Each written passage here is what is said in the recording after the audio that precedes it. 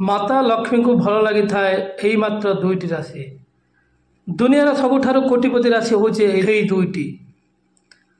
आज आम से दुईटी राशि विषय जानिबा जो मानक उपरे सदा सर्वदा माता लक्ष्मी आशीर्वाद रही।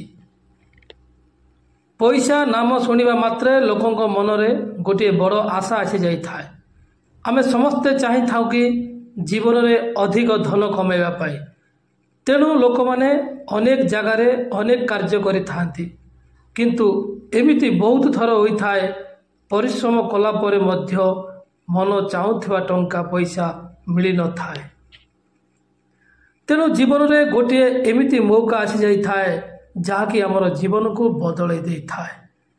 चारिआडू आसी थाए टंका पैसा धन और रत्न। यही भल और खराब समय खेल आकाश गंगारे रही ग्रह मानकर चलन को नहीं होता है। यही ग्रह मानकर संबंध आपण राशि सहित जड़ित रही है।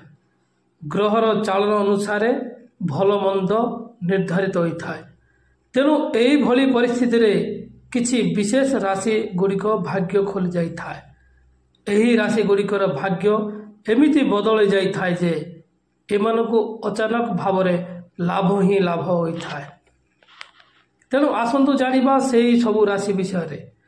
यही राशि गुड़ी को आगामी समय धन कमाइबार अवसर प्राप्त होता है।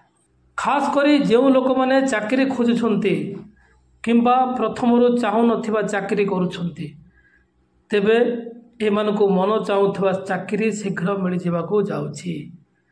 यह सहित व्यापार वाणिज्य करुवा लोक मानक पई मध्य मात्रा रे अधिक लाभ हेबो, जहा फल एमानक व्यापार रे अचानक लाभ हेबार सौभाग्य अर्जन करिवे।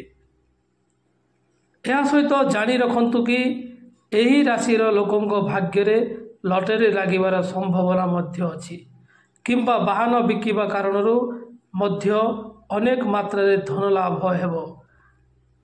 तेणु यही कथा को ध्यान रखी यही सुजोग को हाथ छड़ा करंतु नहीं।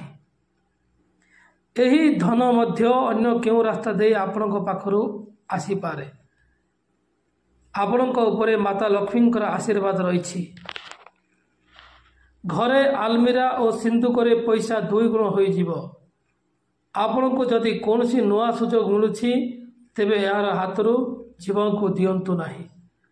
तेबे जानी रखंतु कि माता लक्ष्मी यही भली कृपा दृष्टि बनाई रखिबा पाई प्रत्येक गुरुवार दिन माता लक्ष्मी पूजा करी घीर दीप निश्चित रूप से जलांतु। आउ से दुईटी मूल्यवान राशि होची सिंह राशि एवं कुंभ राशि।